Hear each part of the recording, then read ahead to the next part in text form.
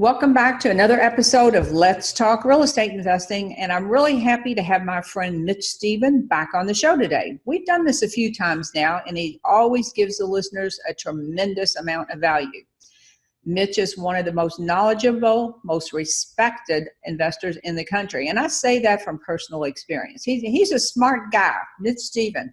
He's purchased more than 15 houses. He's also known for his expertise in the self-storage. You said more than 15 houses. 1,500 houses.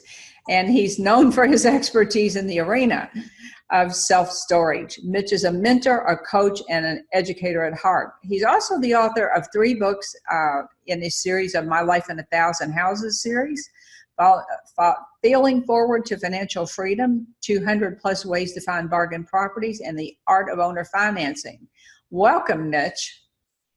Hey, Sharon, how you doing? I'm so happy to be here today. We have a long history, don't we? We seem to keep meeting over the years. I know. It all started with your first book when I put my phone number in and you called me up. And I think that's been a long friendship. What year did you write that book? It was 2008, 10 years. Oh, my word. Time flies, huh? And we look exactly the same as we did 10 years ago, right? You do. Time has been very nice to you, Sharon. Oh, well. It's not being so pleasant to me. Oh, I don't think so. Today I wanted to talk about investing strategies and how that all plays into money, and specifically something I've heard you talk about. So I stole this idea from Mitch, full disclosure here. He talks about one-time money, temporary money, and forever money. And if you are deciding where you're going to go in your investing journey, what you're going to specialize in, understanding this concept is just huge. So, Mitch, I can't imagine there's anybody on the planet that doesn't know who you are, but just in case there's one, tell everybody how you got started. I failed at everything else. Real estate investing was the last thing left. I thought, well, I guess I better try that and fail at that too. And then I made some money. Actually, I was bartending, always trying to start the entrepreneurial business of the day. And during that process, from having a window tinting company to a lawn maintenance company to whatever the company was of the month that I was trying to do, I bought a condo, and then a 1-bedroom efficiency condo. And then I rented that one out later and bought another 2-bedroom, and then I rented out the other bedroom and realized I was living for free because I had an efficiency rented and I had my 2nd bedroom and my 2nd condo rented. Don't get me wrong. I do not endorse using condos as investments. It was a very bad decision, but I got lucky. And then one day I decided that condos weren't so smart because I heard a rumor that there was going to be a special assessment on my first condo for $10,000 to fix the roof for everybody. Wow. Or something like that. Something gigantic to me. It was very like, this was going to ruin everything. And so I went ahead and sold everything. And I made more money off those 2 condos than I did in my job for 2 years.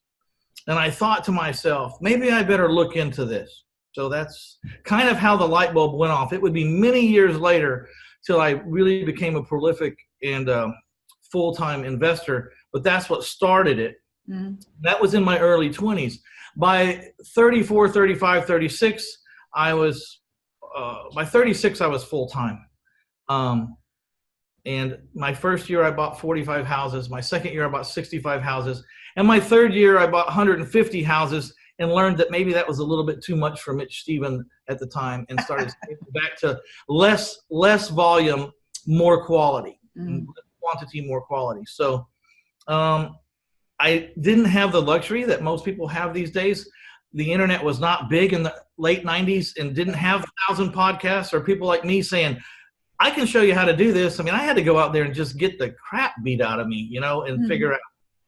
So that was a whole different world. And people that have the internet today, they really don't understand what it was like back then. It was a whole different ballgame, and it was hard. It was. But the other thing is, there was no competition for houses. I could get in the classifieds at 8 o'clock in the morning, and by noon, I could have a house that was perfectly good home run. And if I screwed up, I'd get 2 or 3 because I'd have to figure out how I was going to pay for them. By the way, I bought my first 100 houses on credit cards because no one would pay any money. See, you sound like somebody else I know that did that. Mike Butler.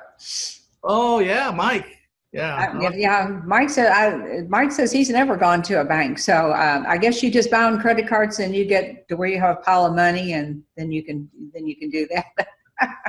So when you were starting out, you were kind of going along, struggling along. What was the turning point for you when you said, okay, I can really do this as a business? Was there an event, or did you just reach a point where that happened? How did all that work out?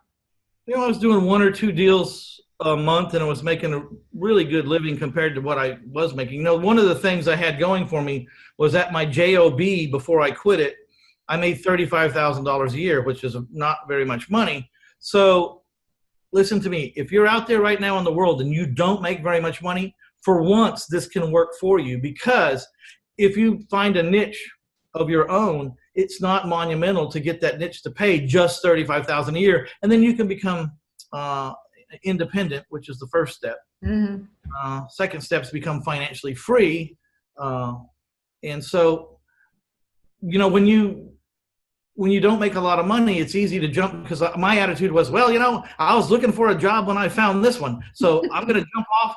I had a year's worth of salary in the bank, and I thought, I'm going to keep my budget exactly like it's always been. I have exactly what I've always made in the bank now.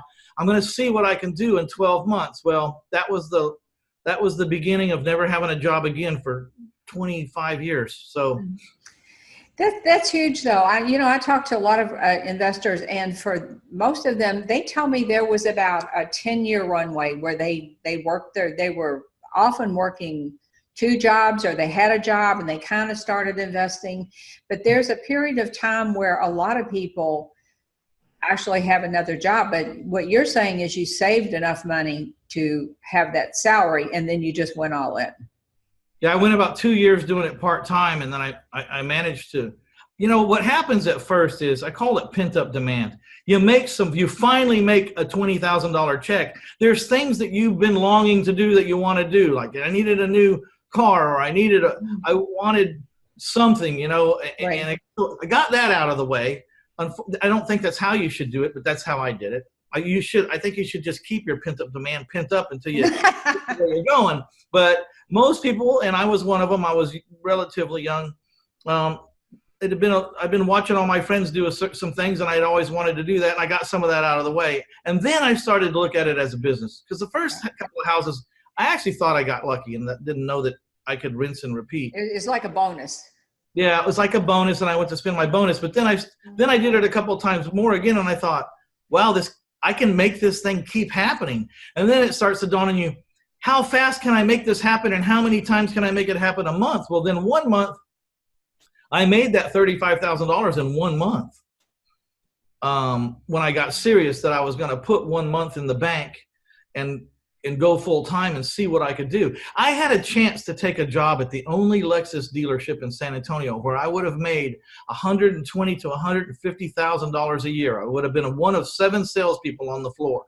Wow. With no other competition in town for Lexus, which was a high ticket item that paid big commissions, that had a captive audience. And the deal was, there wasn't supposed to be another dealership in that town for 10 years. Mm-hmm. So that was my choice. I walked away from a $120,000, $130,000, $40,000 job, just shaking my head going, what am I doing? Mm-hmm. And the people that got me the job, that got me the offer, were looking at me, go, what are you doing? Well, and you had vision. 15 years later, they were still on that showroom floor making $150,000, and I was a multi-millionaire, waving at them on the way to the lake, because they're sitting in that plate glass window on Saturday, every Saturday for 15 years. Their life being robbed from them. And it was the greatest decision I ever made. But if you don't think I was scared, you're crazy. That fear is what motivated me, really. It was all motivated on fear for the first 2 years. And you're right. I worked 16, 18 hours a day. Now, it didn't feel like work, which was the key. If you're working 16, 18 hours a day and it feels like work, you're going to have a nervous breakdown. Yeah. It's not going to happen. I was so on fire with the probability and the game of real estate and the art of it and the the finesse of it, and the way you could do it all different ways, and you could turn it upside down and do it this way, or you could turn it sideways and do it that way. And the conversation started one day when I quit with a guy that we did my first 450 deals together with, Sam Madrid.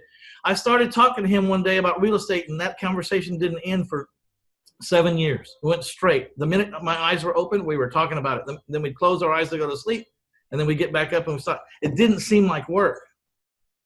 Well, you know, and that's the thing I tell people, you know, people will say to me, "You're working tonight?" And I'll go, "No, it's not." I don't think of it that way. If I am knee deep in a project I'm excited about, then it's not work. Yeah. So like podcasting, I've interviewed over 300 people. You've interviewed over 500. How many people have you interviewed? A couple hundred. Couple hundred. Okay. You don't do that. You don't do that if it's like work to you. Yeah. Because it's a pain. It can be a pain for most people. To me, though, I like the networking of it. The people I talk to keep me sharp as hell. Mm-hmm. People think that I'm providing that show so I can show other people everything. But 50% of the reason why is I get to talk to some of the smartest people on the planet. If you don't think that doesn't rub off, I mean, you're wrong about that, because it does. That's the same reason I do it. I love the interaction, and I've met fabulous people like, you know, we've done a lot of shows together, but it is an honor to learn from people, and I don't care what level you're at. I learn something every daggone time I do a show, and that's no lie. Plus, you know, being a real estate investor, it's a place where not everybody can relate. Sometimes your family thinks you're a little bit nuts, and so just getting to talk to other people that are crazy like you, it's just fun. Yeah. I tell people all the time, you know, it wasn't in my nature. My parents, my relatives, my good friends, they all knew me as a certain kind of Mitch Stephen. Mm-hmm. When I decided to get out of that box and be Mitch Stephen, the real estate investor, I recognized very quickly that a lot of them didn't believe I could do it because they had just known me from when I was a kid or a baby or all, and they weren't letting me out of that box that they had me in their mind. So I learned the ones that were really naysayers or really shot me down, I cut them out. Yeah. The ones that I loved that maybe quite weren't on the same page with me, I didn't cut them out, but I set them aside and I didn't talk to them about it. I went along my daily grind of trying to get better at that business without telling them about it. And I wouldn't talk to them about it until one day when I had made a significant amount and it was time to let them know that whatever they thought about me, they were wrong. You know? Yeah. I had the bank account to prove it. You know what I mean? Well, let's talk about money for a minute. So I saw you doing a little Facebook Live where you talked about this, and I thought, boy, what a great podcast this would be. One-time money, temporary money, and forever money. So let's talk about that. Do you have a place where you advise people to start, or does that depend on where they are financially when they start? Let's talk about the three pieces of it. Okay, well, first of all, I have to do full disclosure. Yeah. I read Jack Bosch's book, Forever Cash, okay? Uh-huh. This is a Jack Bosch concept, no doubt, but it struck me, and it was so important for me to hear the way that he categorized these three departments, because I thought I was in business, but I really, some of the strategies were just jobs. You had to do them over and over and over and over again. And, you know, they say that the teacher will appear when the student's ready.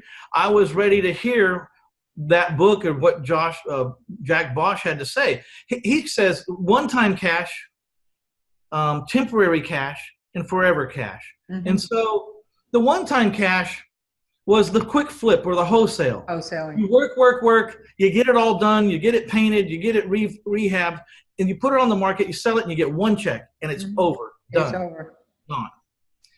Temporary money is like what I specialize in. I specialize in borrowing other people's money, giving them a first lien on the property, paying them 8% interest, and then I sell that property for about double, plus or minus, on owner finance terms, and I wrap the note. So I'm collecting $850, paying out $350, and keeping $500 in the middle, but I'm not a landlord, I'm the bank. They owe me a note for a certain amount of years, hence the word temporary. That note's going to expire at some point. Now I can build great wealth, like, I average $500 a month cash flow on every deal I do. So for every 100, and I average 10% down. Okay. So if you do 100 houses at 100,000, that's $1 million in down payments, and that's 50,000 a month positive cash flow. That's a pretty nice cash flow. You get paid really good up front to create a back end, but the back end's going to expire because they're real estate lien notes. They're going to get paid off. So there's your temporary.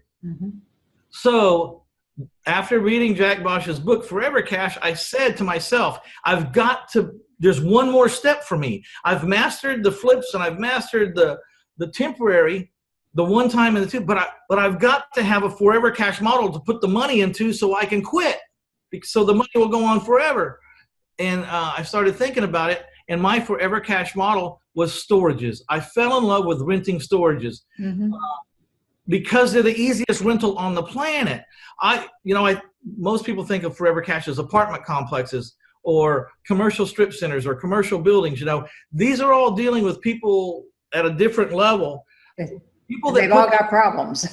People that put their junk in a 10 by 10 square, there's just not a whole lot of resistance when you go to foreclose on that. They don't pay you. It's not that big a deal for them to move along. Yeah. So my Forever Cash strategy is to buy as many boat storages and self-storages, mini storages as I can. And today I have 14 locations, 1,300 doors, getting ready to be 1,600 doors because I'm building more units. And those people owe me on the first an average of $92 a month. So I don't know what 1,600 times 92 is, but it's somewhere around $140,000, $50,000 a month. That's a great model. You technically have tenants, but they're not real tenants. They don't have any toilets, and you don't have any water lines breaking and furnaces going out. So it's the absolute best, in my opinion. It's the absolute best rental model on the planet. Yeah, so that was my opinion. No windows, no doors to speak of. I mean, there's one door, it rolls up. There's no hot water heater, no carpet, no sheetrock, no sinks, no faucets, no showers, no tubs, no toilets. I mean, there's really not a lot can happen. And in the state of Texas, if I'm Johnny on the spot and they're not paying me, I can repossess that unit in 31 days flat. Wow, that's pretty fast. Yeah. Well, so is there a place where I think most people start down at the wholesale level, the one-time level, or whether it's wholesale or fix and flip? That seems to be where most people start. Is that what you see? I mean, it's the logical place to start, because when you don't have money, and this is one of those concepts that was hard for me to get into my heart. I could read it really good with my eyes. I could hear it when people told me with my ears. I could watch their lips say it, and I got it. But it took a long time to own it in my heart that I didn't need money. I didn't need money to get involved in this game. Mm-hmm. And when you don't have money, let me explain to you who you are. If you're going to make it, you're a professional deal finder, mm-hmm. because great deals attract the money. It's the deal that brings the money. Mm-hmm. In the worst case scenario, people are always saying, well, I can't raise private money. I did a course on private money. Private money changes everything. I have $14 million of 8% interest only 5-year money. Okay. And people keep asking me, how did you do that? I said, well, I don't know. Let me explain it one time really good and just put it in a box for you. So I did that. But I started out finding tremendous deals. I found that $150,000 house we could get for $100,000 or for $75,000. Mm-hmm. I didn't have any money, but guess what? I had these 6 pieces of paper that were stapled together that had some check marks in some certain boxes, and the blanks were filled in. And at the bottom had their signature and had my signature, Mitch Stephen, and or assigns. Mm-hmm. And that meant I could close on this thing in 30 or 40 days or however long I put in that blank. And if I didn't close in that amount of time, I could assign, if I didn't want to close on it, or if I wanted to sell my contract, I could assign it to someone else for a fee, an assignment fee. And that's how I did my first 15 or 20 deals, until someone walked up and said, I'll be your money guy. Mm-hmm. Or until I figured out, wow, these credit card people will give me you know, $10, $15, $20,000 cash advances off these cards. And once I figured out that you know, back then it was different. It was different. They weren't measuring how much unsecured credit you could get your hands on and penalizing you for it. So I went out and I had good credit. Every single credit card company I could find, I did the application and sent it in. They'd check my credit. It was good. They'd give me the full boat. Mm-hmm. So I ended up having 45 credit cards.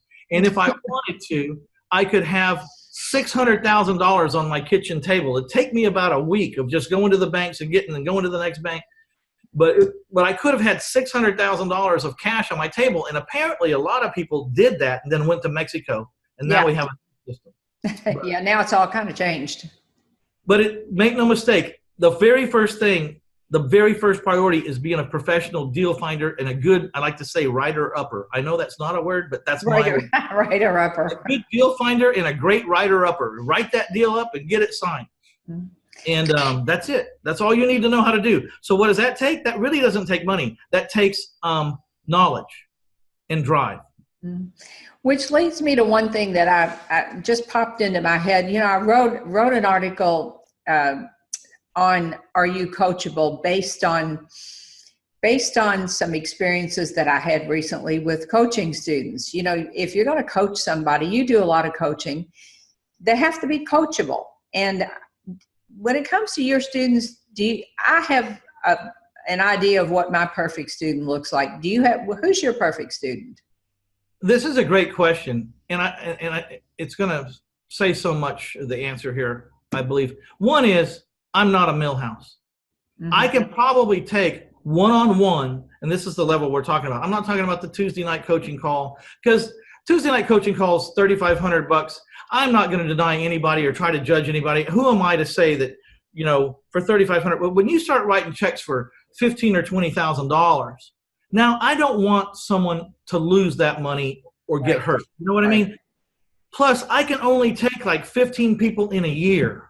So why would I take someone I think's not going to make it? So when someone wants to talk to me about being my one-on-one coach, which means you have my phone number and you call me whenever you need me, and I'm going to answer the phone. Not some student that did 10 deals last year is going to answer the phone. I'm going to answer the phone. 22 years and 1,500 deals experience, and I'm going to give you everything I got.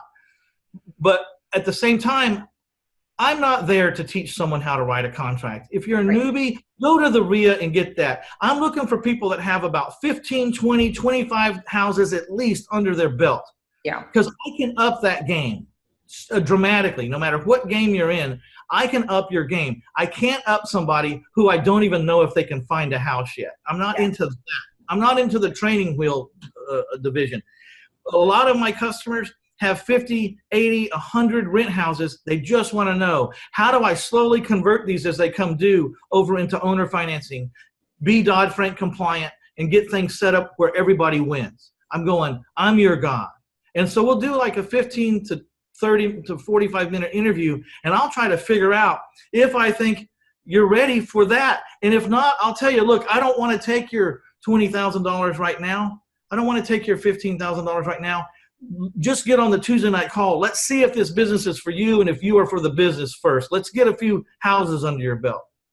Otherwise, I'll just pass. And it's not a reflection on you. If I turn you down, it's not a reflection on you. It's a reflection on, I'm not sure if I can help you. It's a reflection on me saying, I don't know if I'm good enough to help you where you're at right now, because I don't specialize in the little tiny beginnings. I specialize in taking pretty sharp people that have already proven that they're motivated and can get things done. I just up their game.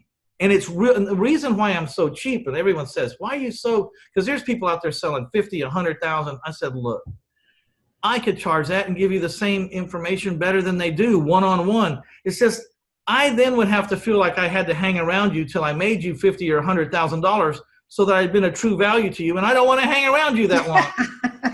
So it's real easy for me to up your friggin' game like $15,000. You know, 100's a whole nother number.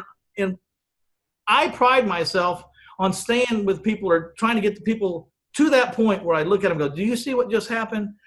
can I put a check mark in the box that said, you know, that money that you paid me, you just got it back on this deal, didn't you? Because you would have never consummated this deal without me, would you? And they'll go, no way, I would never. I says, okay, so this $30,000 you made on this deal was because of this relationship that you wrote a check for. Can I just put the check mark in the box that says it's been money well spent, right? Okay. It doesn't mean the relationship ends. It doesn't mean that we could quit talking. It just means I can relieve myself of the responsibility of, have I helped this guy, you know, X amount of dollars worth, because that's what he paid me. And it gets real easy to see sometimes. However, Sharon, it's easy to judge a mentor by how much money they help you make, but you'll never be able to measure how much money that mentor kept you from losing, because if you have a good one, there's no number in that box.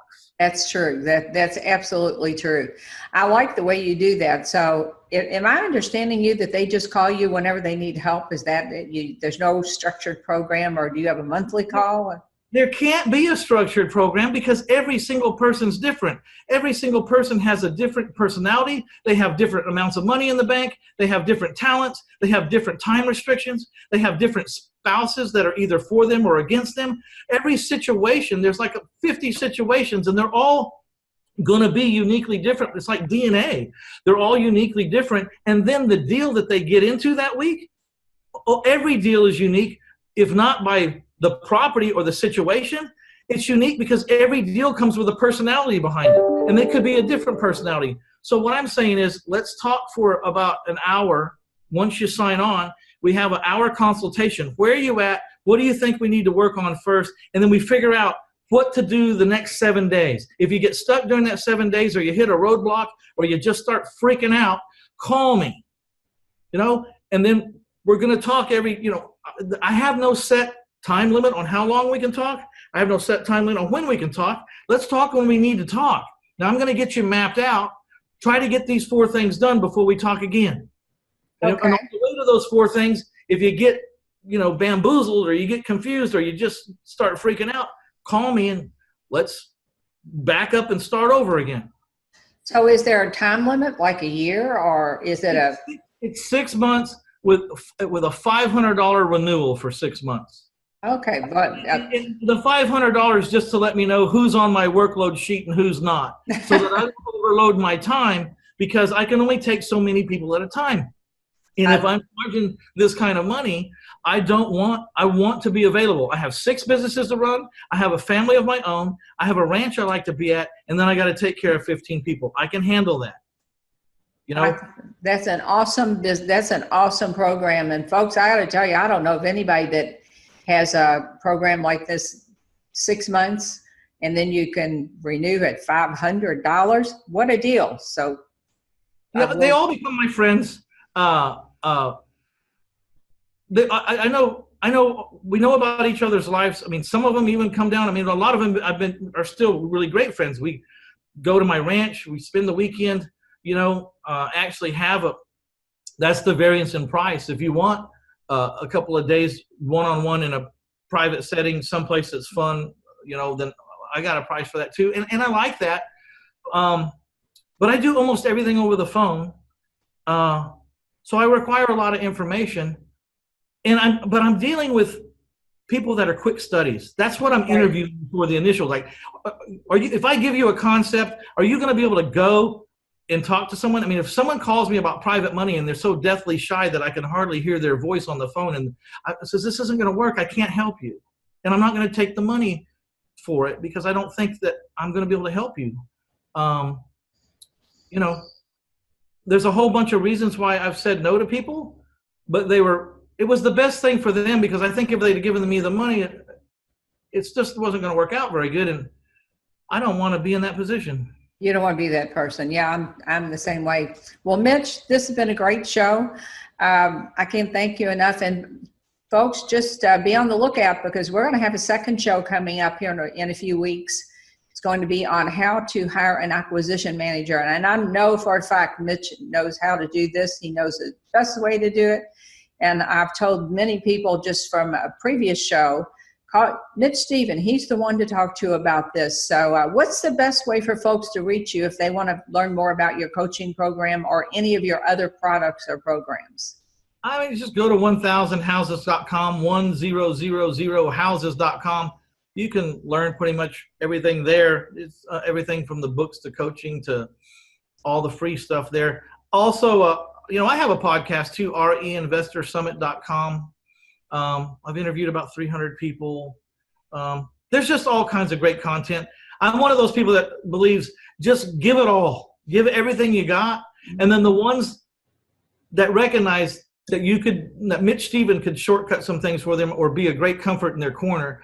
I let those people know how to find me. I'm not very hard to find. If you can just spell my last name right, Stephen, no V in the middle, no S on the end. If you can spell my last name right, just get on the internet. You can find me and give me a call, and we'll figure something out. Well, thanks again, Mitch. It's always fun getting caught up with you. And folks, this is Sharon Bornholt, and I'll be back soon with another episode of Let's Talk Real Estate Investing.